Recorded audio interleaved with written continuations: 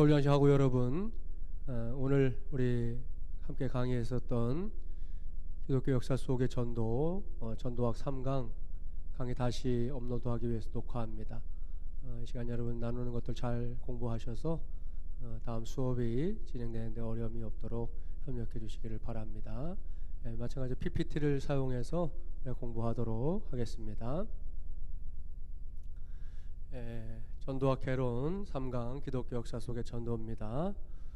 부제로는 운명 혹은 믿음에 의한 삶, 이렇게 저자가 붙이고 있는데요. 엘빈 레이드의 생각은 우리가 하나님을 믿게 되는 그 삶에 대해서 정말 운명처럼 다가온 그런 만남, 또 누군가 믿음을 전해주는 걸 통해서 우리의 신앙이 시작된 것을 생각한다 그러면 이 부제도 의미가 있는 부제다 생각합니다. 그래서 오늘은 먼저 생각해 보려고 하는 것이 역사가 뭐냐 하는 건데요. 역사는 인류 사회의 변천과 흥망의 과정 또는 그 기록이다 말할 수 있고요. 우리가 흔하게 알고 있는 바로 역사의 정의죠. 또 어떠한 사물이나 사실이 존재해 온 연혁, 교회로 말하면 교회의 연혁 등등을 들 수 있다 말씀드렸어요. 또 자연현상이 변화해 온 자취들도 역사다, 그렇게 말할 수 있습니다. 역사가 중요하고 또 역사를 배우는 게 중요하다는 이야기 우리 많이 듣지요. 자, 그러한 이유가 뭘까요? 현재의 사역에 대한 기초와 전망을 제공하는 것을 도와주기 때문이다 말할 수 있습니다. 오늘의 교회는 진공 상태 속에서 시작된 것이 아니죠. 우리 교회 역사 2000년의 역사를 갖고 있는데 2000년의 역사 동안 일어났던 수많은 일들이 사실은 오늘날 교회에 설립할 수 있는 그 바탕, 배경 혹은 기초, 그리고 앞으로 우리 교회가 어떻게 가야 될지 방향을 정하는 일이 될 수 있다라는 거, 역사 속에서 배울 수 있는 겁니다. 그래서 산티아나에서 사용되는 격언을 하나 소개하고 있는데요. 역사에서 배우지 못한 사람들은 그것을 다시 체험할 운명이다 그랬습니다. 그러니까 배우면 다시 반복할 일이 없는데 배우지 못하면 사실 아픈 역사를 다시 반복하는 경우들이 왕왕 있지 않습니까? 그러한 사실들을 이 격언이 말해주고 있다 말씀드릴 수 있어요. 우리가 지난 시간까지는 초대교회 전도에 대해서 성경을 중심으로 살펴봤다고 하면 이제 오늘은 실제 역사 속에서 일어났던 복음전도 운동을 살펴볼 건데요. 우선 교회 시대가 끝난 이후로부터 따진다면 이제 어거스틴, 성 어거스틴 아시죠? 어거스틴의 시대로부터 종교개혁 때까지를 먼저 또 볼 건데요. 이 시기는 복음전도가 좀 방치됐다, 그렇게 볼 수 있는 시대입니다. 그 이유는 이제 조금 더 설명하겠지만 중세 로마 시대에 교회의 복음이 역동성을 잃어버리게 된 거, 그게 아주 가장 중요한 문제였다는 거 조금 이따 살펴보게 되겠고요. 종교개혁이라고 하는 것은 지구 전체에 복음전도가 두드러지게 확장되기 위한 길을 닦아주는 좋은 토대가 된 건 맞습니다. 이 교리적인 측면에서 맞고, 오늘날 개신교 역사에서 종교개혁은 빼놓을 수 없고 세계사에서도 이 종교개혁은 빼놓을 수 없는 사실이죠. 그럼에도 불구하고 실제 복음전도 활동에 있어서는 의아하게도 이 종교개혁 시대가 무관심했다 하는 것을 확인하게 됩니다. 그 이유는 조금 이따가 설명하기로 하겠습니다. 그 다음에 근세의 대각성 운동과 세계 선교가 확장되는 역사들, 이것을 통해서 많은 사람들이 구원을 받았고요. 한국 교회도 그 수혜를 받은 교회 중에 하나다, 그렇게 말할 수가 있습니다. 이러한 사실을 전제하고 이제 오늘의 내용을 구체적으로 살펴보도록 하겠습니다. 중세의 복음전도부터 보려고 하는데요. 자, 중세 시대를 암흑시대다 흔히 그렇게 일컫지요. 다크에이지라고 말하는데, 이때가 이제 복음전도에 있어서도 암흑시대라고 말할 수 있는데요. 기존의 복음전도가 이제 쇠퇴합니다. 우리가 지난 시간 공부했지만 초대교회의 전도는 어떻습니까? 대중전도가 물론 이제 있었죠. 베드로나 바울이 대표적인 스피커였는데, 그러나 그런 대중전도의 이면에는 분명히 개인의 전도가 있었다 하는 것이 우리가 지난번에 공부한 내용입니다. 그런데 그런 기존의 복음 전도가 이 기독교 세력이 이제 커져가면서 우선은 이제 공인을 받게 되죠. 콘스탄틴 황제 때. 그리고 국교가 되면서부터는 이 복음 전도하는 일들이 굉장히 약화됩니다. 그와 함께 이 로마 카톨릭 교회의 교권이 이제 확대되는데요. 여러분, 이 카톨릭 교회의 교권이라고 하는 것은 결국 교회의 권위, 교황의 권위를 말하게 되는 겁니다. 우리 개신교는 성경의 권위가 최고의 권위입니다. 하지만 카톨릭은 그렇지 않죠. 카톨릭은 교회의 권위가 성경의 권위 위에 있습니다.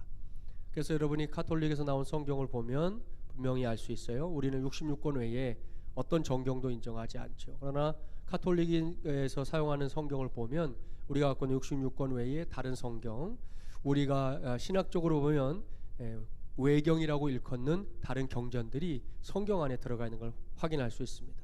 그렇게 할 수 있는 이유는 바로 가톨릭 교회가 가지고 있는 교회의 권위, 교황의 권위가 성경의 권위 위에 있기 때문에 교회가 그것을 결정하면 성경이 되는 거죠. 이러한 교권의 확대, 그리고 신약의 복음에서 이제 교회 성례, 7가지 성례가 있는데 이 성례로 초점이 변화되는 것, 그것을 통해서 결국 중세가 복음 전도의 역동성을 잃어버리는 결과를 가져오게 됩니다. 이 시기에 이제 중요한 인물 중 한 사람이 울필라스라는 사람인데요. 이 사람은 AD 4세기에 자기 민족인 고트족들에게 영향을 미친 사람입니다. 로마 제국이 굉장히 방대했다는 건 알고 있죠. 이 로마 제국의 북쪽 경계에 살던 사람들이 고트인들인데 이 사람들은 로마 사람들에게 의해서는 야만인이다 이렇게 불렸던 사람들입니다. 자, 그렇지만 이 야만인들이라도 이들이 힘이 있었습니다. 전쟁을 하면 이기고 또 로마 사람들을 때로는 붙잡아서 이제 노예로 부렸는데요. 참 아이러니하게도 이제 여기서 이제 운명이라는 말이 나올 수 있는데요. 울필라스는 이 고트인이었고요. 또 노예로 끌려온 로마 그리스도인들이 있다고 그랬는데 그들 중에 어떤 한 사람을 통해서 예수님을 믿게 됩니다. 그래서 우리처럼 동일한 신자가 되게 되는데요. 신자가 되는 것은 끝나는 것이 아니라 울필라스는 신약 성경의 많은 부분을 고트어로 번역을 해서 자기 민족을 구원해내는 위대한 전도자가 됩니다. 참 아이러니하지만 하나님의 섭리는 우리가 이해할 수 없는 곳에서 일어난다 하는 걸 다시 한번 생각하게 됩니다. 두 번째 인물은 아일랜드의 패트릭입니다. 아일랜드의 수호 성인이다. 오늘날에도 그렇게 불리는 사람인데요. 5세기형 영국을 복음화한 사람입니다. 이 사람들의 인생도 참 우여곡절이 많았습니다. 해적에게 붙잡혀가서 포로가 됩니다. 그런데 그 후에 어머니의 가르침과 기도를 회상하면서 16살 때 이제 회심을 하게 됩니다. 어린 나이에 회심이지만 그 후로 계속 신앙적인 성장을 이루었고요. 결국 이 사람은 365개 이상의 교회를 세웠고 12만 명 이상의 사람들에게 다가가서 예수께서 그리스도이심을 전하는 위대한 전도자 중에 한 사람이 됩니다. 세 번째로 만나볼 사람은 콜롬바인데요. 21살 때 회심합니다. 이 사람은 이제 회심한 후에 젊은 나이에도 12명의 성직자들과 함께 563년에 스코틀랜드로 떠납니다. 이오나 섬에서 34년 동안 사역하면서 복음을 전한 귀한 전도자로 알려져 있습니다. 네 번째는 이제 성 어거스틴이 아니라 이 캔터베리의 어거스틴이라고 하는 사람입니다. 이 사람도 영국을 복음화하는 데 힘썼던 사람인데요. 597년에 영국 제도를 여행하면서 그 지역의 통치자였던 오늘로 말하면 뭐 지도자죠. 수령 같은 사람이죠. 에셀버트라고 하는 사람을 그리스도께로 인도합니다. 제가 아까 이거 집단계로 설명했지만 이렇게 머리 되는 사람, 왕이 됐든 추장, 뭐 족장 이런 사람들이 예수님을 영접하게 되면 그 하부에 있는 모든 사람들이 예수님을 믿게 되는 현상, 그런 선교적 사건을 집단 개종이다 그렇게 말하는데요. 성경에서 보면 요나서에서 니느웨 성이 집단 개종한 걸 볼 수 있는데 그런 일들을 이제 일으킨 사람이 바로 캔터베리의 어거스틴입니다. 이 사람은 캔터베리라는 이제 사역 센터를 세우고 첫 번째 대주교가 되기도 했습니다. 다섯 번째 인물은 보니페이스인데요. 독일과 벨기에에 처음으로 복음을 전한 사람입니다. 그래서 독일의 사도라는 칭호로 불리고요. 마인츠 지역의 첫 대주교가 된 사람입니다. 이 사람의 특징은 이 근대 선교사들이 오늘날 이렇게 부르거든요. 동질 집단 회심 운동이라고 하는 선교적인 방법론을 이야기할 때가 있는데요. 이것은 이제 여러 그룹, 뭐 다양한 그룹에게 복음을 전하는 게 효과적인 선교 방법이 아니라 동질을 갖고 있는 집단들을 중심으로 복음을 전하면 그들이 또 다른 동질 집단에게 또 다른 동질 집단에게 복음을 전해서 그들을 회심하게 하는 운동을 말하는 겁니다. 이런 운동을 말하는데 이 그리스도를 향한 전체 공동체가 이와 같은 운동을 경험하게 하는 일에 이 보니페이스가 쓰임을 받았습니다. 특별히 재미난 것은 이방신 토르로 신성시되는 이 나무를 베어버리고 그 힘으로 전도했다 그러는데요. 우리나라 초창기 한국교회에서도 이 전도부인들이 이런 일들을 많이 했습니다. 집에서 이렇게 신성시하고 있었던 아시죠? 이 소의 콧뚜레 같은 거, 혹은 뭐 북어대가리 같은 거, 혹은 동네의 성황당 이런 뭐 소위 말하는 신성시하는 물건들을 이 전도부인들이 이제 떼어내거나 혹은 그것을 없앱니다. 그러면 사람들이 이제 숨죽이고 지켜보는 거죠. 저 여자가 어떻게 되나, 병든다든지 아프다든지 뭐 뭔가 문제가 생기다든지 그러면 우리의 신이 저주를 내린 거다 이렇게 생각했는데 이 부인들은 그런 상황에 굴하지 않고요, 오히려 더 능력 있게, 설사 감기가 걸려도 아무런 병이 걸리지 않은 것처럼 당당하게 복음을 전해서 그 당시에 많은 사람들에게 복음을 전했다는 기록을 볼 수 있는데요, 이 보니페이스가 바로 그런 역할을 했다 하는 것입니다. 두 번째로 가보면 이제 종교개혁 직전의 복음전도 운동을 볼 수 있는데요, 종교개혁이 일어난 직전 상황은 대충 알고 있을 겁니다. 이 카톨릭의 의식주의와 세속주의가 아주 판을 치고 득세하게 돼, 특별히 뭐 면죄부 문제, 다 이 시기의 문제 아닙니까? 여기에 맞서서 복음 전도를 강조한 운동들이 일어났다는 겁니다. 첫 번째는 피터 왈도라는 사람인데요, 12세기의 인물입니다. 프랑스 리옹시의 부유한 상인이었는데 그러니까 사업을 하는 와중에 이제 재정 문제를 겪게 됩니다.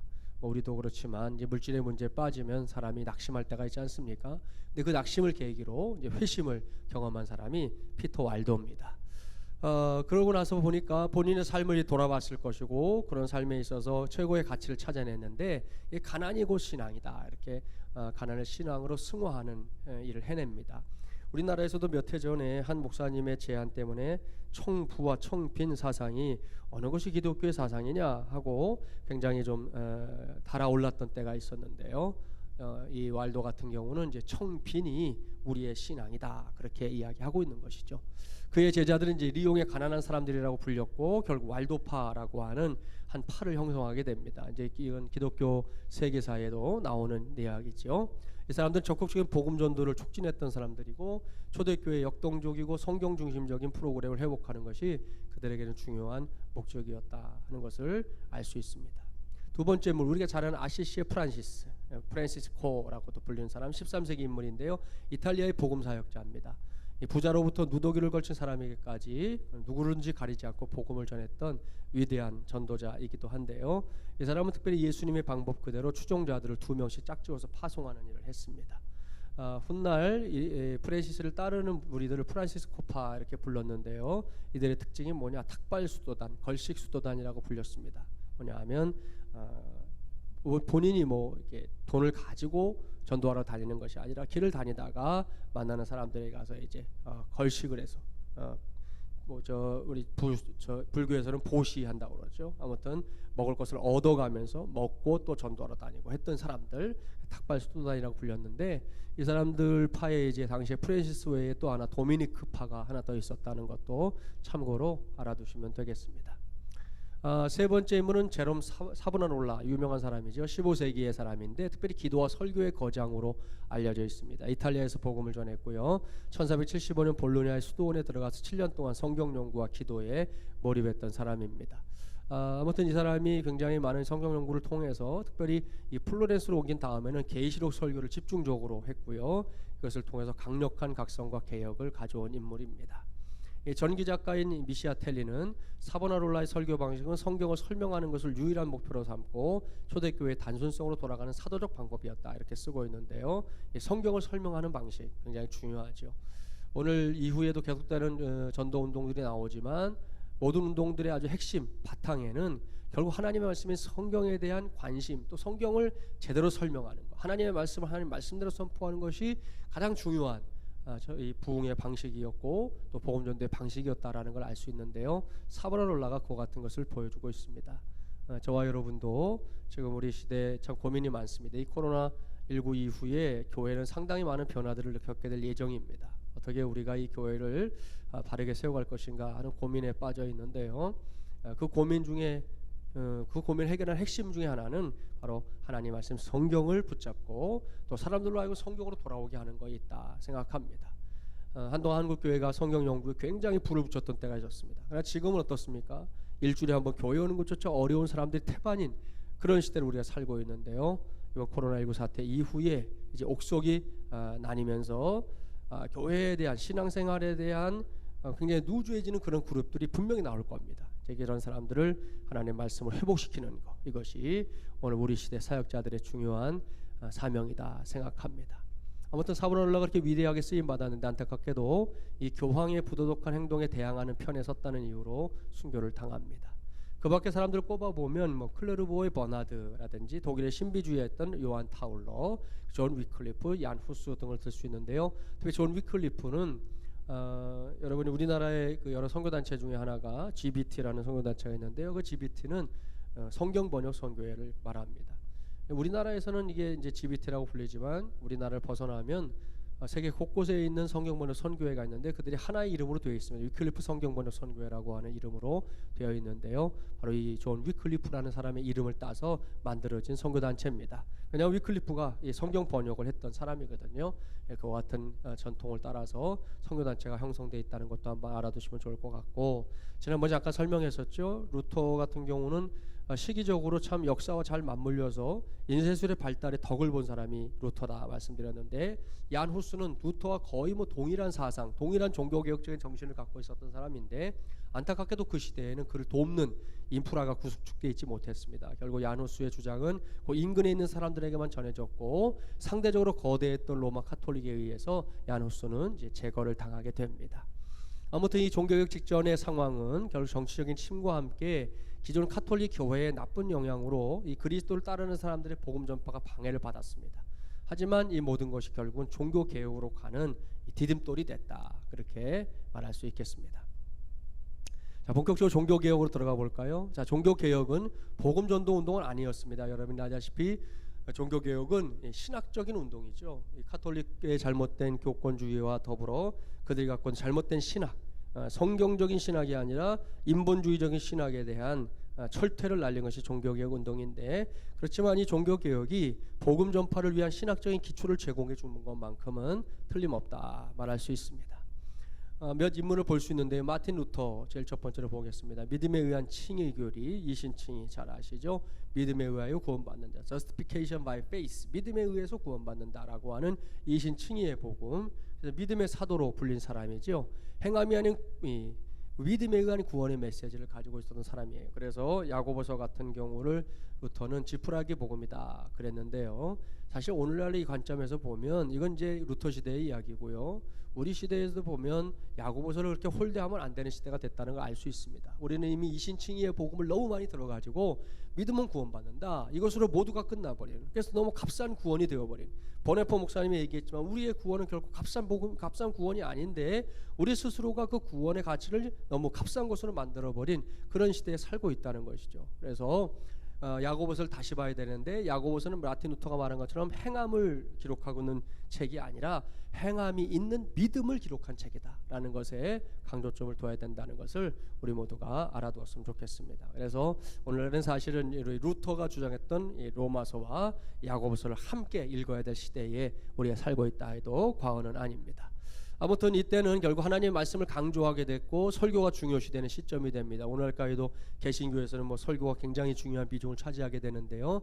종교개혁의 여파다 말씀드릴 수 있습니다. 그리고 루터는 특별히 성직에 있어서 신자들이 성직이다 그렇게 말했습니다. 만인 제사장설 아시죠? 모든 사람들이 하나님 앞에서는 성직이다. 꼭 목사나 혹은 신부나 이런 사람들만의 성직자가 아니라는 것이죠. 훗날 좀 뒤에 칼빈은 또 모든 직업이 성직이다 이렇게 강조하기도 했다는 거 기억해 두시면 좋겠습니다. 아무튼 복음 전도를 중요하게 간주했던 것도 사실입니다. 두 번째 인물은 존 칼빈이에요. 깔뱅이라고도 부르는데 개인 구원에 있어서 하나님의 은혜의 역사를 강조했던 사람이 바로 이 깔뱅입니다. 아무튼 이 칼빈은 하나님 혹은 하나님의 은혜만큼은 뭐 정말 그 단어 앞에서 쩔쩔맸던 사람 중에 한 사람이 칼빈인데요. 칼빈이 원래 종교개혁에 관심이 없었습니다. 곳곳에서 종교개혁 운동이 일어나고 있었지만 칼빈은 아예 관심도 두지 않았는데요. 그를 종교개혁 운동에 관여시킨 사람이 파렐이라는 사람인데, 이 사람이 밤늦게 칼빈의 집에 찾아갑니다. 그리고는 전후 사정을 설명하고 이제 우리와 함께 이 종교개혁 운동에 나서자라고 얘기했는데, 그때 칼빈은 나는 이런 것을 할 줄 아는 사람이 아니다 하고 그걸 완곡하게 거절하죠. 그때 파렐이 화를 내면서 오늘 밤 당신이 이 제안을 거절한다면 하나님은 당신에게 저주를 내릴 것입니다 하고 이렇게 무서운 말을 했는데, 그 말에 그냥 꼼짝 못하고 결국은 종교개혁 운동에 나서게 된 사람이 칼빈이다 이렇게 알려져 있습니다. 그만큼 칼빈에게 하나님, 또 하나님의 역사, 하나님의 은혜 등등은 꼼짝할 수 없는 그의 신앙의 핵심, 그의 신학의 핵심이었다라고 말할 수 있는데요. 사실 장로교 전통에서 있는 우리도 이러한 칼빈의 생각을 본받아야 되겠다 생각합니다. 아무튼 칼빈은 성경 중심의 노래를 주장하고 찬송가 부르기를 강조했는데요. 결국 하나님의 말씀인 진리를 예배로 연결하는데 관심을 갖고 있었다는 걸 알 수 있습니다. 복음 전도도 강조했고 특별히 유창한 언변을 갖고 있어서 즉흥적인 설교도 많이 했다고 전해집니다. 그리고 본인은 개인 전도를 열심히 실천하기도 했습니다. 자, 이렇게 루터도 칼빈도 전도를 중요하게 여겼는데요. 아이러니하게도 그들이 이제 시작했던 종교개혁 시대 동안 아까도 말씀드렸지만 전도하는 것, 선교하는 것이 오히려 이렇게 위축이 됐었다는 건데요. 이유가 뭐냐? 이 당시에 이제 칼빈 이후에 종교개혁 시대를 이끄는 정신 중에 하나가 예정론이었습니다. 예정론이 뭔지 아시죠? 하나님이 구원코자 하신 사람은 꼭 구원하신다. 자, 이 예정론을 너무 신봉하다 보니까 내가 굳이 복음을 전하지 않아도 저 사람은 구원받는데 뭐 이런 생각들이 종교개혁 시대를 꽉 채웠던 거죠. 그러니까 그런 생각을 가진 사람들이 굳이 뭐 전도를 해야 되겠다, 내가 복음을 전해야 되겠다 이런 생각을 할 이유가 없었던 것이죠. 그래서 상대적으로 종교개혁 시대에는 복음 전도 운동, 선교 운동이 우리 위축됐었다 그렇게 말할 수 있습니다. 참 아이러니한 일이죠. 자, 세 번째로 살펴볼 사람들은 이제 제세례파, 제침례파, 아나바프티스트라고 불리는 사람들인데요. 이 사람들은 어떤 사람인지 아시죠? 유아 세례 인정하지 않고 다시 세례를 베풀었다. 그래서 붙여진 교파입니다. 제세례파를 반대하던 당시 종교개혁자들에 의해서 붙여진 이름이고요. 실제로 제세례파는 뭐 유아 세례 인정하지 않으니까 자신들의 세례는 제세례가 아니다 이렇게 강력하게 주장하기도 했습니다. 그런데 아이러니하게도 아까 말씀드린 정상적인 종교개혁 운동을 일으켰던 사람들에게 의해서는 아무튼 복음이 전해지는 것이 위축됐지만 이 종교개혁 시대 동안 이 성경적인 부흥을 강조한 실질적인 단체는 바로 이 제세례파였다는 겁니다. 나중에 아무튼 이단으로 정죄받고 쫓겨나게 되는데요. 이들은 쫓겨난 그곳에 가서 또 복음을 열심히 전합니다. 1525년 1월 21일 펠릭스 만츠의 집에서 한 그룹이 이제 세례, 침례를 받은 후에 제세례파, 제침례파가 이제 시작되게 되고 성장하게 되는데요. 유명한 사람은 이제 발타자르 후브마이어라는 사람입니다. 이 사람이 신학자고 복음 전도자인데요. 이 사람 무려 1년에 6천 명의 사람들에게 세례를 줬다 전해집니다. 또 1528년 자신의 믿음 때문에 화형당함으로 그의 인생이 이제 끝나게 됩니다. 아무튼 그런 내용들에 대해서 여러분이 좀 참고를 하시면 좋을 것 같고요. 이제 넘어가 볼까요? 근대 영적 각성 운동과 복음 전도로 이제 우리가 좀 시대를 옮겨서 다시 나아가 보도록 하겠습니다. 자, 이 시기는 근대 서양에서 아주 효과적인 복음 전도는 거의 이제 항상 영적 각성 운동과 관련되어 있다 하는 것을 우리에게 이제 알려줍니다. 특별히 이 시기를 우리가 생각할 때 이 각성이란 단어 생각할 수밖에 없는데요. 이것을 여러분이 기억해 주셔야 될 게 어떤 사람들은 신자들 사이에서 하나님의 역사, 신자 믿는 자들 안에서 하나님의 역사를 얘기할 때 부흥한다는 표현 쓰고요. 대중들, 이제 신자들이 아니고 뭐 포함해서 더 많은 대중들이 회심하는 것을 말할 때 각성 이런 말을 사용하지만 제가 교재로 삼고 있는 이 복음주의 전도학을 쓰고 있는 이 저자인 엘빈 레이드는 이 단어들은 동의어다 이렇게 이해하고 있습니다. 영적 각성은 결국 하나님의 초자연적인 역사다 이렇게 말할 수 있는데요. 영적 각성 운동을 살펴보면 오늘 마지막 비디오가 에드윈 오로라고 하는 복음 운동가 전문가이신 교수님의 강의를 여러분 보여줄 텐데, 아무튼 그분의 강의를 들으면서도 그렇고 영적 부흥 운동사를 들여다보면 하나님의 초자연적인 역사가 없이 된 일이 없습니다. 사람들이 단지 뭐 부흥 찬송을 열심히 부른다고 부흥이 일어나는 게 아니고요. 우리가 모여서 뭐 기도만 한다고 부흥이 일어나거나 각성이 일어나는 건 아니죠. 하나님의 역사, 하나님의 개입, 하나님의 도우심, 하나님의 깊숙한 인도하심이 있을 때에만 이것이 가능하다 하는 걸 알 수 있습니다. 보통 영적 각성은 교회의 영적 쇠퇴와 문화 공동체의 도덕적 부패 뒤에 따라올 때가 많습니다. 오늘 비디오를 통해서 확인하게 될 거예요. 이 시기에 우리가 붙잡아야 될 말씀은 역대하 7장 14절입니다. 함께 읽어볼게요. 내 이름으로 일컫는 내 백성이 그들의 악한 길에서 떠나 스스로 낮추고 기도하여 내 얼굴을 찾으면 내가 하늘에서 듣고 그들의 죄를 사하고 그들의 땅을 고칠지라. 분명하게 말씀하고 있습니다. 여기서 우리 네 가지 단어 기억하자 그랬죠. 낮추라, 기도하라, 하나님의 얼굴을 구하라, 그들의 악한 방식에서 돌아서라. 아까 이미 설명했으니까 여러분 생각하면 좋겠습니다. 아무튼 낮추는 거 필요합니다. 오늘날 사람들이 사람 위에 군림하는 걸 얼마나 좋아하는 시대입니까? 저는 엠번방 사건을 보면서 참 참담한 마음을 갖게 되는데, 우리 크리스찬들이 다시 한번 우리 자신을 돌이켜보고 우리도 어느샌가 하나님 앞에 꼭 뻣뻣한 목이 되어 있지 않은가. 그것은 그런 땅에는 결코 하나님의 역사가 일어나지 않죠. 낮춰야 됩니다. 그리고 무조건 기도입니다.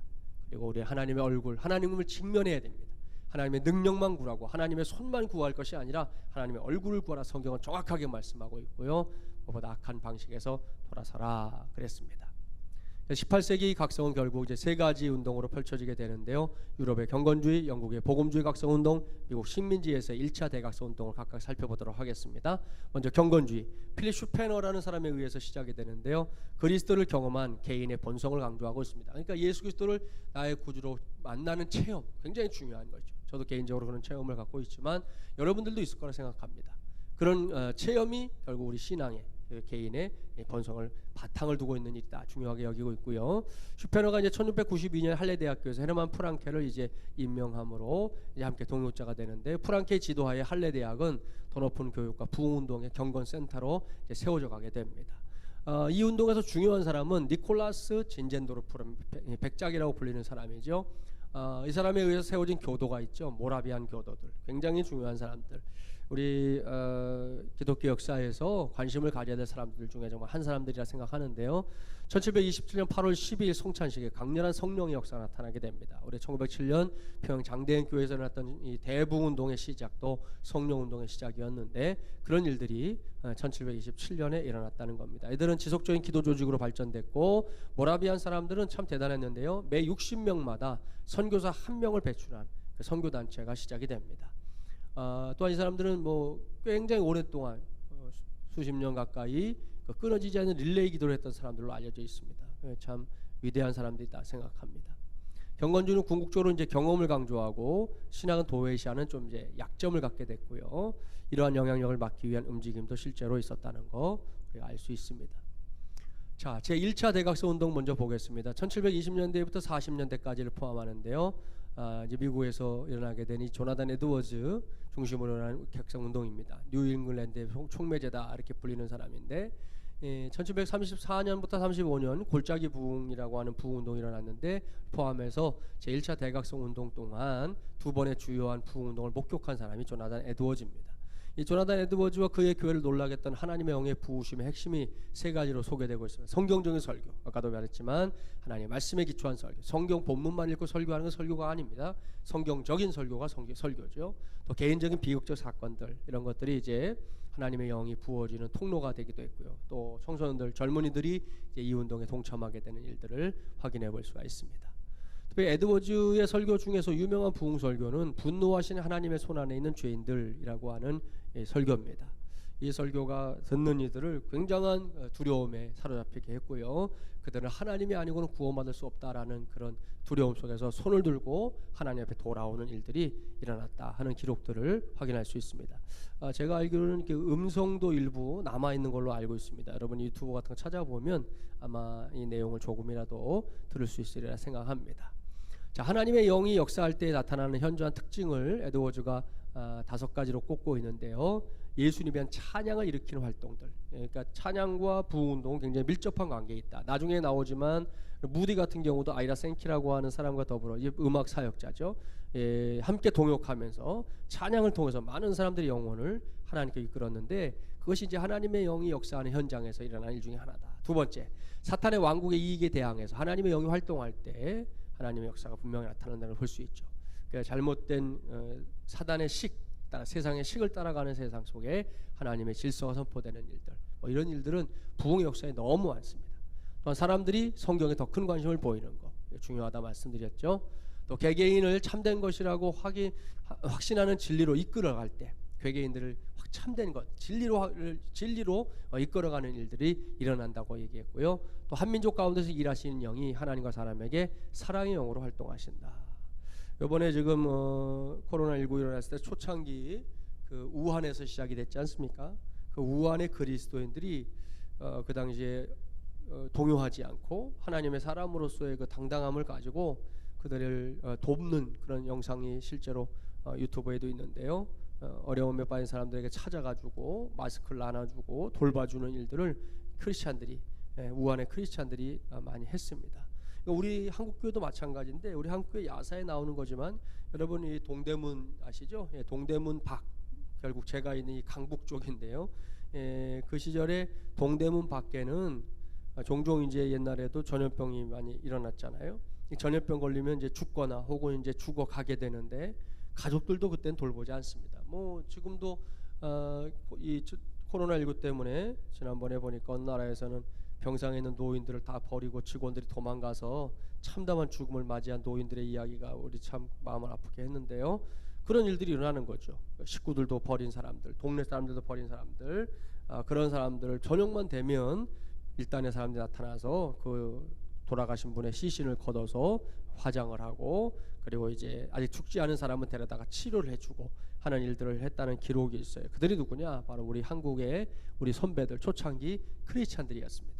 그분들이 그와 같은 활동을 통해서 결국 이 땅에 죽어가는 사람들을 실제적인 이 사랑의 활동으로 살려냈을 때 많은 사람들이 교회에 대해서 생각이 바뀌고 또 복음에 대해서 관심을 갖는 일들이 일어나게 됐다는 것을 역사적으로도 확인할 수 있는데요. 이 에드워즈가 말하고 있는 이 하나님 영이 역사할 때 나타나는 현저한 특징 중에 하나가 바로 그것이다 말하고 있습니다.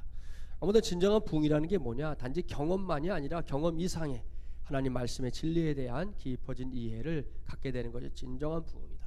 그러니까 체험도 중요하지만 체험으로 끝나면 안 된다는 거죠. 그 체험이 말씀에 대한 진리로 더 무르익고 더 깊어지고 풍성해질 때 진정한 부흥이 일어난다 말할 수 있겠습니다. 자, 영국의 복음주의 각성운동을 보면요, 존 웨슬리 아시죠? 그래, 조지 휘필드는 나중에 이제 미국에 가서도 복음을 전하게 되는데, 아무튼 존 웨슬리와 조지 휘필드, 또 찰스 웨슬리라고, 존 웨슬리 동생이죠. 찬송가를 많이 만든 사람이죠. 아무튼 이 사람들이 18세기 영국 복음전도 각성운동의 핵심 지도자들이다 말할 수 있습니다. 옥스퍼드 대학교를 다녔는데 그 안에 홀리클럽이라고 하는 일단 동아리를 조직했는데, 말 그대로 이 홀리클럽은 뭐 하는 것이냐? 이제 모여서 이들이 지나간 삶 속에서 자기들의 죄를 회개합니다. 나는 이런 죄를 지었습니다. 저런 죄를 졌습니다. 이게 공동체 속에서 회개를 하고, 그러니까 그 자기의 죄를 고백하고 회개하는 그런 걸 통해서 다시 한번 성령을 체험하는 이런 일들을 경험했던 이제 모임이, 홀리클럽이라는 모임이 있었는데, 그 홀리클럽을 중심으로 이제 이 영국에서는 이 복음주의 각성운동이 일어나게 됩니다. 존 웨슬리는 영국 국교회와 이제 성공회 아시죠? 성공회와 결속을 결코 끊고 싶지 않았지만 복음주의 각성운동은 결과적으로 이제 감리교라는 메도디스트라고 하는 새로운 운동을 낳게 되는 것이죠. 1791년 존 웨슬리가 죽을 때까지 영국에는 7만 9천 명이네요. 예, 아이고 오타가 났네요. 7만 9천 명과 전 세계에 11만 9천 명의 감리교도들이 있었다 하는 것을 알 수 있습니다. 굉장히 큰 일을 한 사람이다 라는 것을 우리가 알 수 있고요. 웨슬리와 시필드가 발전시켰던 이 방법을 영어로 메서드라고 하죠. 메서드. 자, 여기서 메더디스트라는 이름이 나온 겁니다. 그러니까 감리교라고 하는 것은 이 웨슬리가 말했던 방법론들을 가지고 신앙생활을 하는 사람들이다, 뭐 이렇게 말할 수 있는 거죠. 그때나 발전시켰던 방법, 메소드가 이제 5가지인데요. 첫째는 공동체, 이 교회 공동체. 두 번째 현장 설교. 세 번째 찬송가 부르기. 아까 찰스 웨슬리 얘기도 했지만 찬송 부르기 굉장히 중요하게 여겼고요. 훈련된 삶, 그리고 출판물. 감리교에서는 지금도 출판물 중요하게 여기는데요. 자, 이런 5가지 방법론들이 결국 메도디스트라는 이름으로 시작되면서 결국 감리교라는 새로운 교단을 만들게 되는 시기가 이 시기입니다. 더불어서 영국의 부흥운동 중에 하나가 이제 웨일즈의 부흥인데요. 웨일즈의 부흥은 이제 오늘 비디오에서 잠깐 언급이 될 거예요. 호엘 해리스, 그리고 다니엘 로우랜드 등이 활약하면서 부흥을 일으키게 됩니다. 아까 초반에 소개했던 이 조지 휘필드 목사님, 제가 개인적으로 좋아하는 위대한 고백을 갖고 있어요. 나는 녹수로 없어지기보다 달아서 없어지기를 원하노라. 저는 이 고백을 굉장히 좋아합니다. 개인적으로 제가 이걸 설교를 많이 하기도 하는데요. 외부에 나가면 이 제목으로 설교를 많이 합니다. 정말 우리에게 중요한 고백이고, 저와 여러분도 이런 마음의 고백 가져야 되겠죠. 사실 뭐 없어진다는 것은 동일할지 모르겠지만 녹슬어서 없어지는 건 버려지는 거고요. 달아서 없어지는 것은 끝까지 쓰임 받는 거죠. 휘필드 목사님이 세상 떠나기 전에 몸이 참 많이 안 좋았어요. 그때도 설교를 열심히 많이 하고 다녔는데 새벽에 숨가쁘게 일어났을 때 그를 도왔던 스미스라고 하는 청년이 목사님에게 더 이상 설교하지 마시라고, 이러다가 이제 목사님 큰일 나시겠다고 그랬을 때 그가 남긴 고백입니다. 나는 녹슬어 없어지기보다 달아서 없어지기를 원하노라. 저도 여러분도 이런 사역자들이 꼭 되기를 주님의 이름으로 축복합니다. 자, 8번째, 이제 2차 대각성 운동이 또 일어나게 되는데, 19세기 신흥국가인 미국에 이제 하나님을 향한 새로운 열정이 스며들게 하셨는데, 자, 그때가 이제 언제냐? 독립전쟁 후죠. 다양한 이념, 이신론과 회의주의. 이신론이 뭔지 아십니까? 이신론도 이제 우리 조직신학에서 볼 수 있는 신학적인 사상 중에 하나인데요. 이신론은 불신론은 아닙니다. 분명히 신앙을 갖고 있죠. 하나님을 믿습니다. 그런데 이신론에서 말하는 하나님은 어떤 하나님이냐? 하나님이 창조주인 것도 믿습니다. 그런데 하나님 창조한 이 세계에 창조의 질서, 어떤 원칙만을 부여하시고 하나님은 우리가 살고 있는 이곳이 아닌 먼 곳에 따로 떨어져 계시면서 그저 이렇게 지켜만 본다는 거죠. 그게 이신론에서 주장하는 하나님입니다.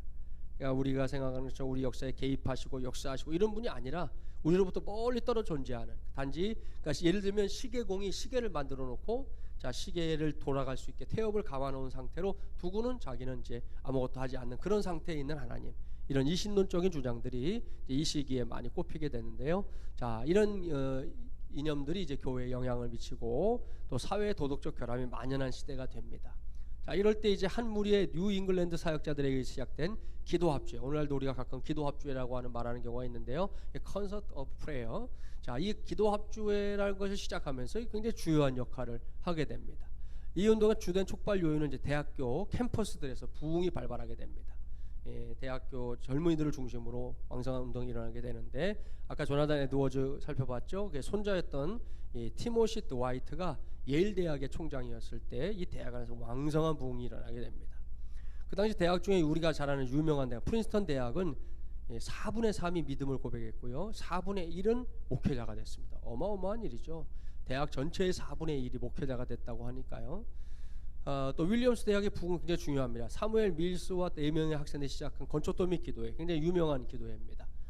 이 사람들이 이제 함께 모여서 밤에 기도하는데 갑자기 비가 오는 거예요. 그래서 피할 걸 찾는데 마침 이제 건초 아시죠?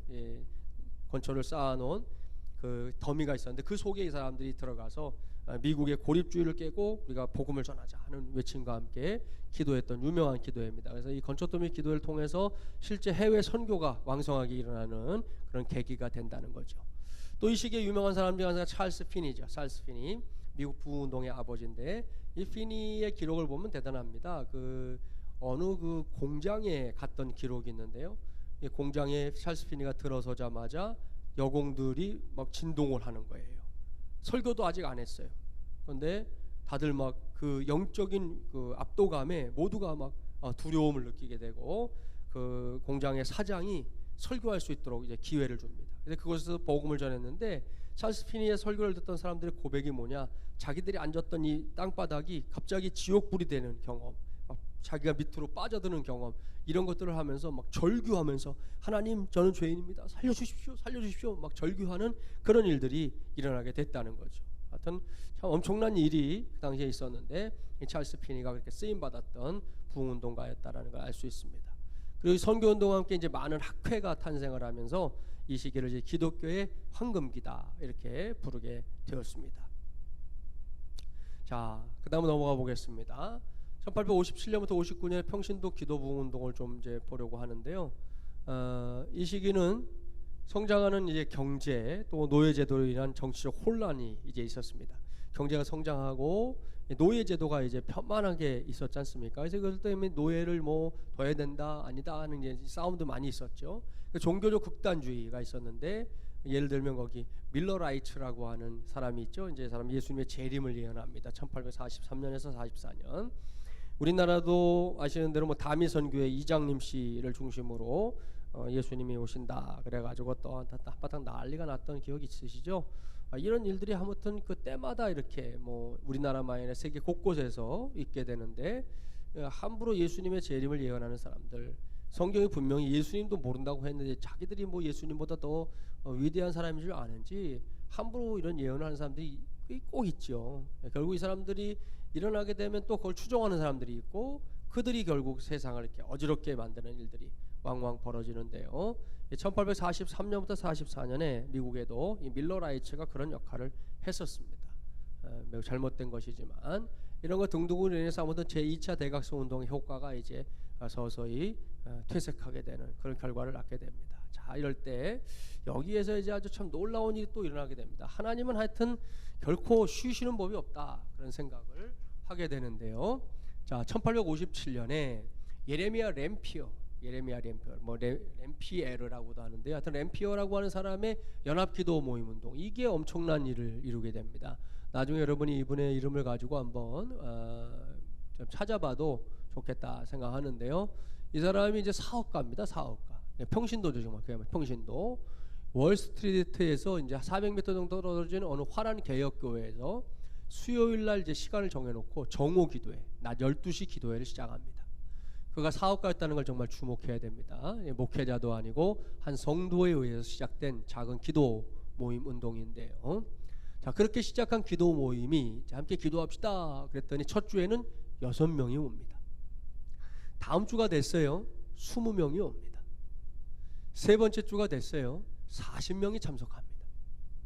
자, 이렇게 이제 숫자가 늘어가게 됐는데 그곳에서는 어떤 이 광신적인 행위도 없고요. 또 신경질적인 그런 모습들, 이 사람들도 정신병자들 아니야? 뭐 이런 모습들이 일체 없었습니다. 믿기 어려울 정도로 그냥 기도하는 사람들의 모습만 그 모임에는 있었을 뿐입니다. 막 열광적으로 쬐야 주여 뭐 하는 것도 없고 그냥 간절하게 기도하는 사람들의 모습만 있었다는 거죠. 자, 기도를 시작한 지 4주가 흘렀을 때 이 시기가 언제냐? 미국의 경제 대공황이 닥칩니다. 1857년 대공황, 바로 그때입니다. 자, 한 달 사이에 어떤 일이 벌어지냐? 뭐 지금도 우리 이 코로나19 때문에 경제 위기에 대한 이야기들이 너무 많이 나오고 있죠. 실제로 우리 서민들 참 어렵습니다. 우리 성도들 만나봐도 뭐 IMF랑 비교도 할 수 없는 어려움들이 지금 우리 삶에 찾아와 있는데요. 그 당시에도 한 달 사이에 무려 1,400개가 넘는 은행이 파산합니다. 큰 재앙이 닥친 거죠. 그러자 사람들은 이전보다 더 뜨겁게 하나님께 부르짖기 시작했습니다. 지금 우리가 이 코로나19 사태에 하나님의 개입을 구해야 될 이유가 여기에 있다 생각합니다. 정말 기도가 필요할 때 아니겠습니까? 아무튼 램피에르가 한 교회에 시작한 이 기도회는 대공황이라는 현실적인 어려움에도 불구하고 이제 보스턴, 뉴헤이븐, 필라델피아, 워싱턴 그리고 남부까지 확산됩니다. 이듬해 봄에는 2,000명의 시카고 시민들이 매일 정오에 메트로폴리탄 극장에 모여 기도하게 됩니다. 이때 시카고에 갓 이사온 21살 청년이 이 모임을 통해 그리스도의 일을 하라 하는 소명을 확신하게 됐는데요. 그러니까 누구냐? 다음 이따가 좀 나오지만 다음 세대에서 미국의 대각성 운동의 선봉장이 되었던 드와이트 L 무디, 무디가 바로 이 기도 모임의 여파로 자기의 사명을 발견한 위대한 인물이 됩니다. 참 이런 걸 생각해 보면 한번 뭐 오늘날 미국도 그렇고 우리 한국도 그렇고요.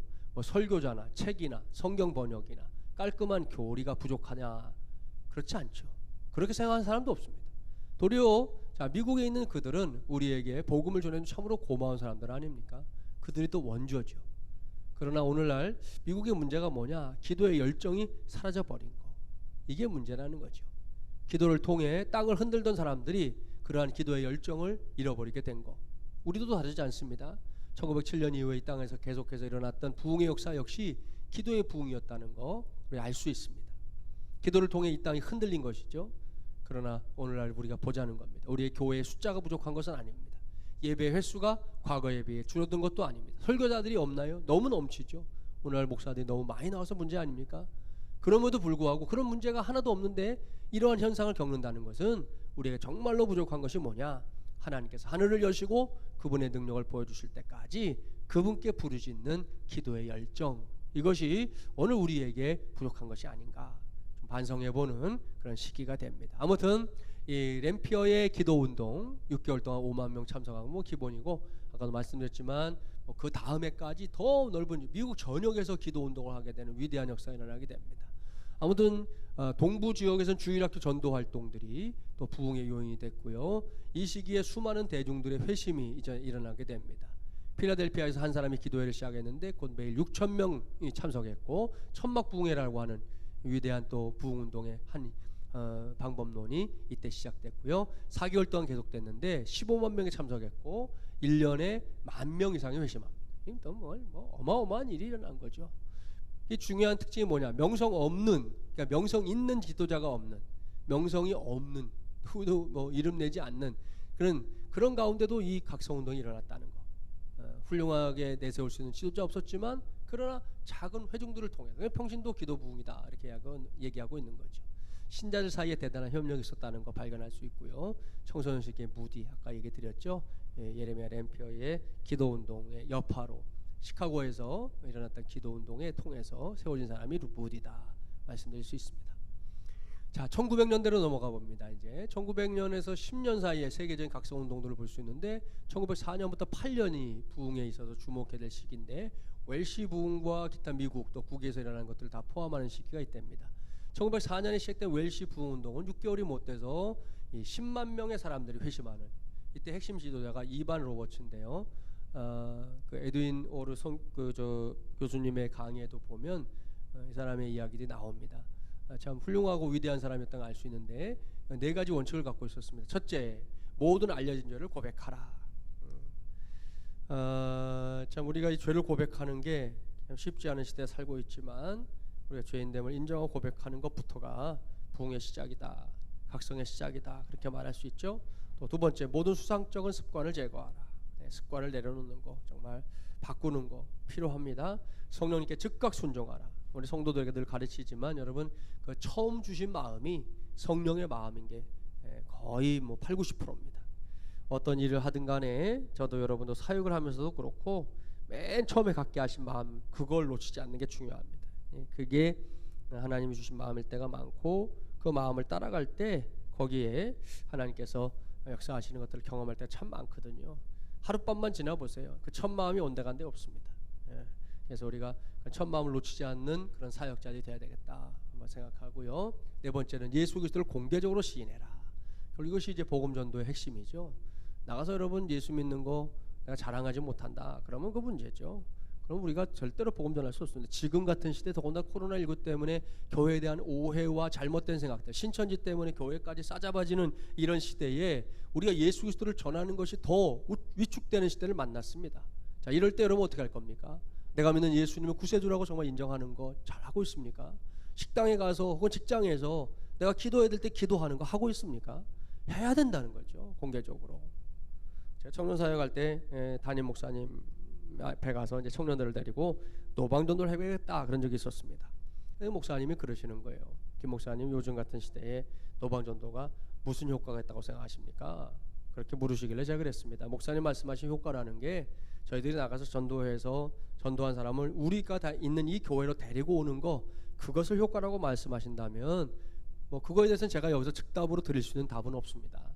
그래서 제가 청년들을 데리고 노방전도 하려고 하는 가장 핵심적인 이유는 한 가지입니다. 내가 믿는 예수님은 자랑스러운 분이다. 이것을 우리 청년들에게 심어주고 싶어서 저는 전도를 하려고 합니다. 그랬더니 목사님께서 해보시오 그러셔서 열심히 전도했던 그런 기억이 있습니다. 여러분, 예수 그리스도를 공개적으로 시인하는 거, 이것이 없이는 하나님이 원하시는 역사, 또 하나님이 개입하는 역사는 절대로 일어나지 않죠. 당장 이제 돌아오는 주일이 부활 주일입니다. 지금 예배를 온라인으로만 드리지 못하는 교회들도 있는데요.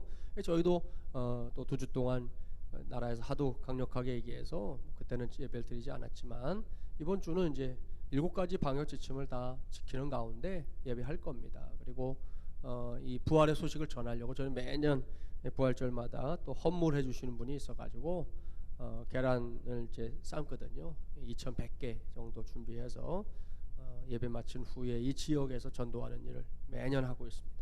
올해는 사람들이 어떻게 반응할지 모르겠지만 그러나 올해도 해야겠다 생각합니다. 그분들이 받지 않으면 할 수 없고요.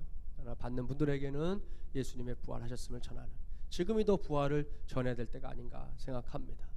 때마침 지난 주간에 제가 기도 공부에 부활절과 관련해서 인터뷰한 기사가 있었는데 오늘 기도 공부를 받았더니 나왔더라고요. 제가 거기에도 쓰고 있지만 이 코로나19라는 이런 상황 때문에 우리가 갖고 있는 부활의 가치가 상쇄되는 거 인정할 수 없다는 거죠. 절대로 인정할 수 없습니다. 예수 그리스도의 십자가 부활의 사건은 세상에 뒤집어져도 우리가 끝까지 전하고 또 전해야 될 메시지라는 거, 진리라는 거 우리가 기억을 하고 다시 한번 이번 부활절을 저와 여러분이 뜨거운 믿음으로 준비하는 그런 시기가 되기를 바랍니다. 아무튼 이 시기에 또 놀라운 게 미국의 많은 교단들이 기록적 성장을 보고하고 있고요. 19세기 말과 20세기 초반에 많은 뛰어난 복음 전도자들이 사역을 합니다. 이때가 이제 무디의 뒤를 이었던 R.A. 토레이, 또 빌리 선데이, 이 야구 선수 출신인데요. 아무튼 이분도 전도자가 돼서 쓰임 받았고요. 샘 존스, 모디카이 햄, 또 윌버 체프만 유명한 사람이죠. 이런 사람들이 이제 복음 전도자로서 사역을 하게 됩니다. 아울러서 음악 복음 전도자도 있다고 그랬죠. 아이라 생키, 또 호모 로드 히버, 찰스 알렉산더, 이런 사람들은 아주 유명한 그 당시에 유명한 사역자들로, 특별히 이 복음을 전하는 목회자들과 더불어 팀워크를 이루어서 사역을 했던 사람들이다 말씀드릴 수 있습니다. 최근의 부흥운동들을 좀 볼까요? 1908년 이후 미국에는 대각성이라고 부를 수 있는 어떤 부흥도 없었고요. 몇몇 지방화되거나 더 특성화된 부흥운동들만이 생겼습니다. 1940년대 후반과 50년대는 유례없는 교회 성장과 복음전도의 시기였다, 그렇게 말할 수 있는데요. 자, 에드윈 오 나오죠? 예, 에드윈 오 교수 말하기를 1949년 정도에 미 전역의 대학에서 부흥의 물결이 있었다, 그렇게 말하고 있습니다. 그래서 이 시기에 대한 것들을 궁금하시면 여러분이 또 비디오를 좀 찾아볼 수 있는데, 제가 오늘 보여드릴 것은 이제 일부분만 보여드릴 거기 때문에 시간 관계상 뭐 너무 길게 보여드릴 수 없어서 한 9분 정도 보여드릴 건데, 그 외의 내용들은 여러분이 또 따로 찾아보시면 좋을 것 같아요. 베트남 전쟁이 있었죠. 이 전쟁을 둘러싼 청년 시위 중에 예수운동, 지저스 무브먼트가 있어서 이 청년들을 예수님께 급진적인 헌신을 부르는 역할을 했다.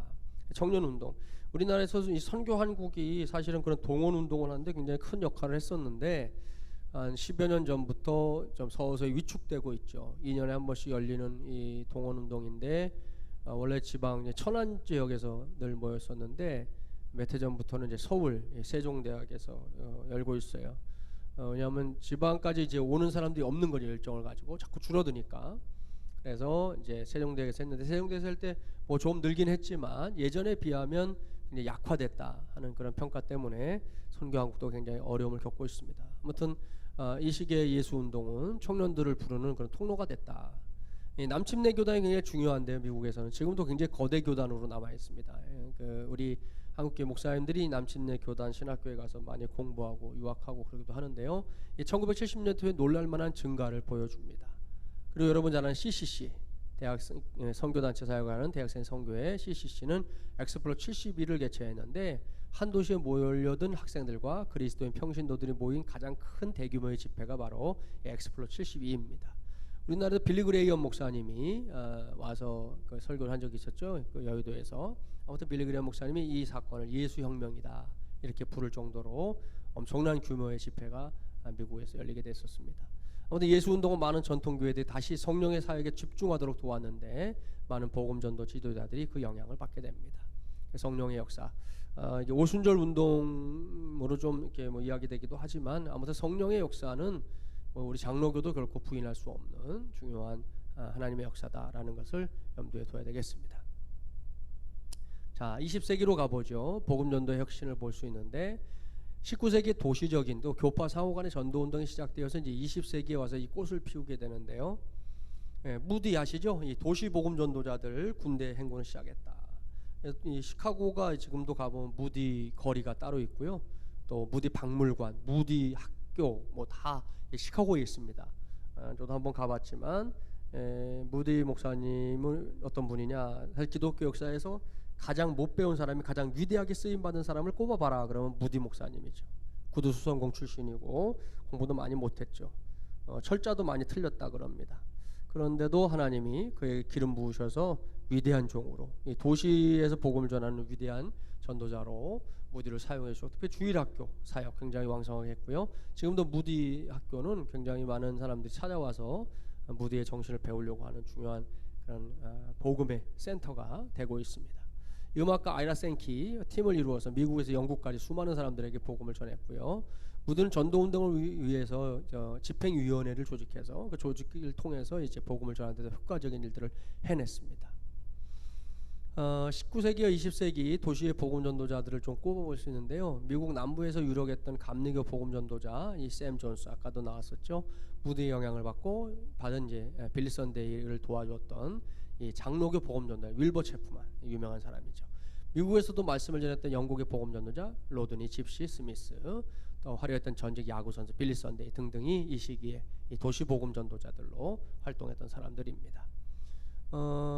그리고 또 한 사람을 꼽으면 윌리엄 프랭클린 빌리 그레이엄, 우리가 아는 빌리 그레이엄 목사님 말합니다. 이분이 역사상 가장 많은 사람들에게 설교한 복음 전도자다. 세상을 떠나셨지만 미국의 빌리 그레이엄 박물관도 뭐 저도 가봤는데 아무튼 이분이 전 세계에 뭐 안이 간 곳이 없죠. 뭐 다 가서 어디든 가서 뭐 복음 전하고 또 중요한 일에는 항상 앞장서서 우리 복음주의 진영에서의 어떤 대표적인 리더로서 역할을 했던 분이 바로 이 빌리 그레이엄 목사님이죠. 이분은 흔적들을 참 우리가 잊을 수 없는데 저와 여러분도 참 이런 분들을 본받아서 이 도시복음 또 우리를 보내시는 어디든 가서 복음을 전하는데 쓰임받는 그런 사람들이 되어야 될 줄 믿습니다. 자, 이제 기타 20세기 혁신들을 좀 보려고 하는데요. 교단 복음 전도가 이제 1900년대에 번성하게 됩니다. 특별히 세계적인 전도 운동으로 유명한 윌버 체프만 처음에 미국의 장로교회들을 위한 복음 전도 책임자로 잠시 섬겼던 적이 있습니다. 처음 10여 년간 남침내 교단은 이제 국내 선교의 복음 전도 분과를 시작했죠. 우리 교단도 총회 가보면 전에 이제 그 국내 선교부하고 군농어촌 선교부가 이렇게 섞여던 적도 있지만 다시 또 분과시켜서 지금은 또 사역을 하고 있는데, 아무튼 이런 그 선교의 영역들을 분과로 만들어서 실제 사역의 협력자가 되게 하는 일들은 교단들이 힘썼던 일들이고요. 이 캠퍼스 전도가 특별히 두드러졌습니다. CCC는 뭐 우리나라 김중건 총재님도 알고 계시지만 사역리 복음을 통해서 굉장히 왕성하게 전도하는 일을 했죠. 물론 초창기에 선교단체들이 교회와 갈등을 일으켰던 적이 있던 것도 사실입니다. 그러나 아무튼 캠퍼스 전도를 통해서 많은 사람들 구원했던 것도 틀림없고, 또 그 출신들이 지금 또 목사님들이 돼서 현장 사역자가 되어 있는 경우들도 많이 있습니다. 이제는 뭐 선교단체와 교회가 갈등을 많이 풀었는데요. 이 일은 앞으로도 좀 개선해 가야 될 일이다 이렇게 생각을 하고요. 그 일들을 위해서 우리가 함께 쓰임받는 일들을 감당해야 되겠다 생각합니다. 아무튼 이 사역리 전도는 우리가 실제 전도 그 방법론에서 제가 여러분과 함께 나눠보려고 생각하고 있으니까요. 그때가 또 얘기하기로 하죠. 선교단체 기관들을 보면 이제 이때 YFC 또 YWAM 예수전도단 아시죠? 내비게이터, 또 영라이프, 프람스키퍼스 등등 이런 선교단체들과 기관들이 이제 이 시기에 세워지게 되고 지금까지도 남아서 계속 역할을 감당하고 있죠. 방법적인 전도 방법들을 또 갖고 이야기를 하는데, 그 전도 방법 중에 하나가 이거죠.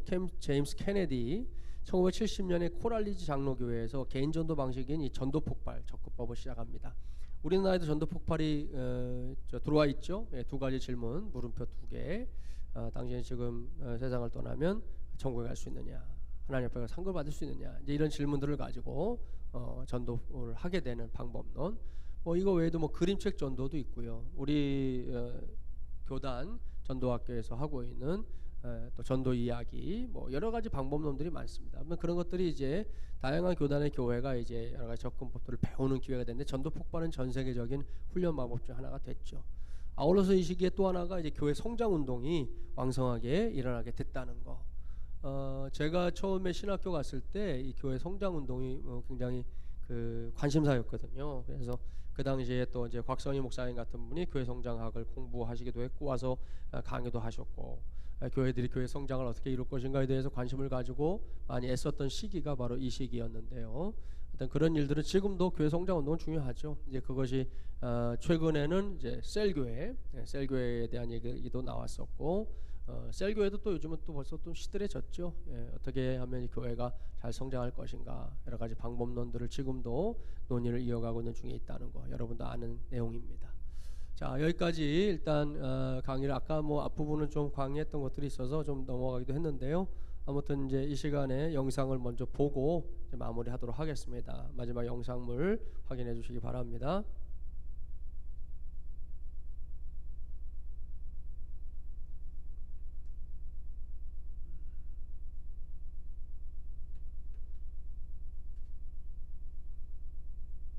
잠깐만요.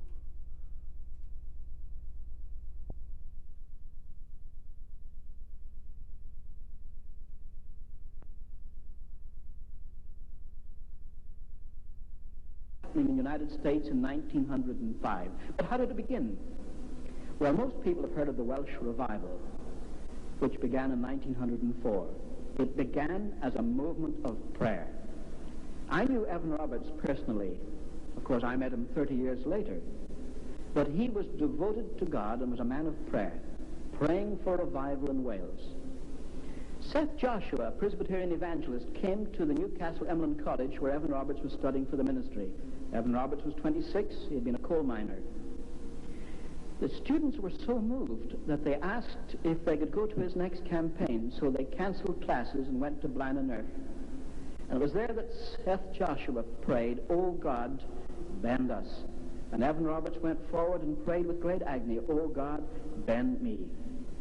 He couldn't concentrate on his studies. He went to Principal Phillips, the principal of his college, and said, "I hear a voice that tells me I must go home and speak to our young people in my own home church." "Mr. Phillips," he said, "is that the voice of the devil or the voice of the Spirit?" And Phillips answered very wisely, "The devil never gives orders like that. You can have a week off."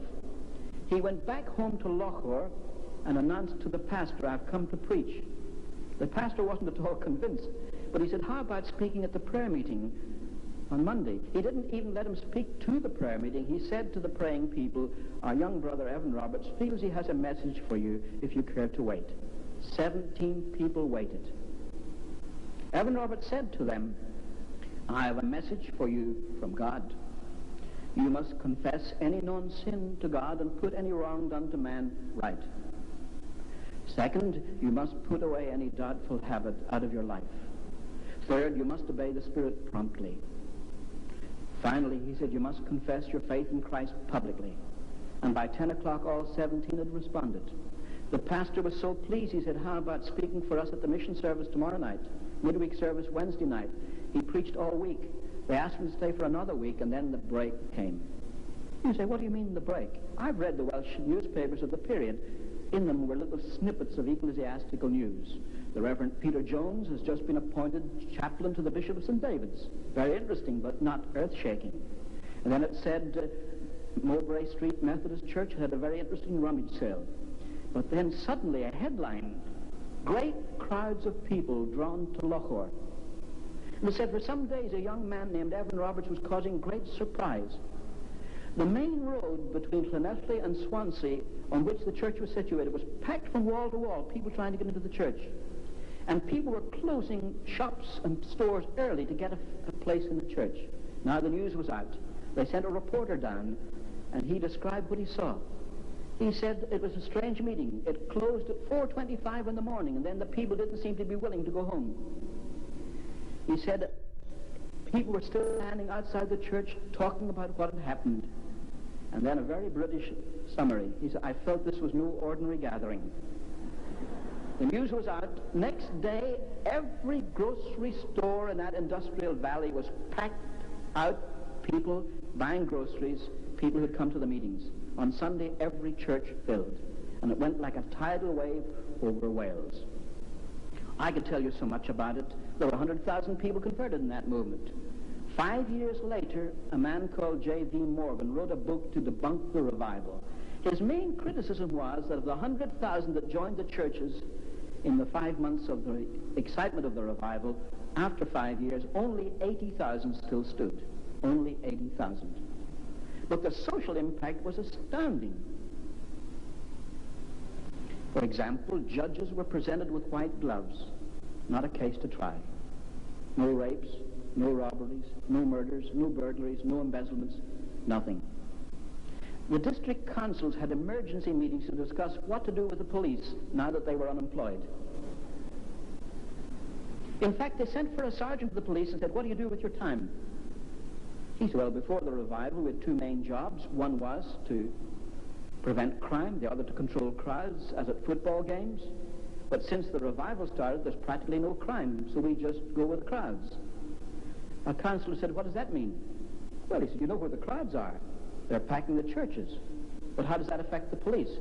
Well, he said, "We have 17 police in our station, but we have 3 quartets, and if any church wants a quartet, they simply call the police station." That revival swept Wales. Drunkenness was cut in half. There was a wave of bankruptcies, but nearly all taverns. There was even a slowdown in the mines. You say, how could a religious revival cause a strike? It didn't cause a strike, just a slowdown. So many Welsh coal miners were converted and stopped using bad language that the horses that dragged the trucks in the mines couldn't understand what was being said to them. and transportation slowed down for a while until they learned the language of Canaan. When I first heard that story, I thought it was a tall tale, but I can document it, even from Westminster Abbey. That revival, for instance, affected moral standards also. I discovered, through the figures given to me by the British government experts, that in Radnorshire and Merionethshire, the illegitimate birth rate dropped 44% within a year of the beginning of the revival. So great was the impact of that movement. That revival swept Great Britain. It broke out in Norway. It so moved Norway that the Norwegian Parliament passed special legislation to permit laymen to conduct Holy Communion because the clergy couldn't keep up with the number of converts who wanted to take Holy Communion. It swept Sweden and Denmark and Germany, Canada from coast to coast, all of the United States, Australia, New Zealand, South Africa, East Africa, Central Africa, West Africa, North Africa, Brazil, Mexico, Chile. I could talk, well, in fact, I teach a course on this. Here's the interesting thing. Until 1973, no one ever knew about the extent of that revival until I published my book, The Flaming Tongue. And it began through a movement of prayer. It began with prayer meetings all over the United States. And soon there came the great time of harvest. So what's the lesson we can learn? It's a very simple one. It's that familiar text. If my people called by my name shall humble themselves and pray and seek my face and turn from their wicked ways, then I will hear from heaven and will forgive their sin and will heal their land. What's involved in this? God expects us to pray, but we must not forget what Jonathan Edwards said when he said to promote explicit agreement and visible union of all God's people in extraordinary prayer. What do you mean by extraordinary prayer? When you find people getting up at 6 o'clock in the morning to pray, or having a half night of prayer till midnight, that's extraordinary prayer. When they give up their lunchtime and go and pray at a noonday prayer meeting, that's extraordinary prayer. But it must be united and concerted. It doesn't mean that a Baptist becomes any less of a Baptist, or that an Episcopalian is less loyal to the 39 Articles, or that a Presbyterian turns his back on the Westminster Confession. Not at all. But they recognize each other as brothers and sisters in Christ, and they're prepared to pray together in concerted prayer that God may hear and answer. We haven't reached that stage yet. This National Conference on Prayer is unprecedented in some ways. It's a sign of the direction in which we're moving. It's what I call extraordinary prayer. But you folk who are here, those who listen to my voice, must take it back to your churches. And when they're prepared to set aside time to pray for a spiritual awakening, that's when God is going to answer. Now some people say that means then it's up to us. Oh no, we can't say that either. Matthew Henry said, when God intends great mercy for his people, he, first of all, sets them a-praying. Even God is sovereign in this matter. But we must respond. He has chosen never to work without our cooperation. So whether your interpretation of revival is Calvinistic or Arminian, it's a very simple thing. You must pray. Then God will work. May God help us so to pray. Amen. 예, 잘 보셨죠? 웨일스에서 부흥운동이 일어났을 때 어떤 일들이 일어났는지, 한번 그 시절의 도덕적인 부패나 또 공동체의 잘못된 타락한 현실들이 변화되는 것을 목격할 수 있고요. 오죽하면 경찰관들이 사중창단이 돼서 교회에 가서 특송을 하는 그런 일이 일어났고요. 죄송합니다. 그리고 말들이, 욕을 하던 사람들이 너무 점잖게 말하니까 알아듣지 못하는 일들이 일어났다. 그런 내용들 다루고 있습니다. 아무튼 내용들 잘 살펴주시고 다음 주에는 다시 강의를 올려서 여러분과 함께 나누도록 하겠습니다. 여기까지 오늘 마무리하겠고요. 여러분의 또 한 주간을 축복합니다. 특별히 부활주일 하나님 은혜 가운데 맞이하시게 되기를 바랍니다. 모든 영광 하나님께 돌립니다. 여러분의 건강 위해서도 기도하겠습니다. 감사합니다.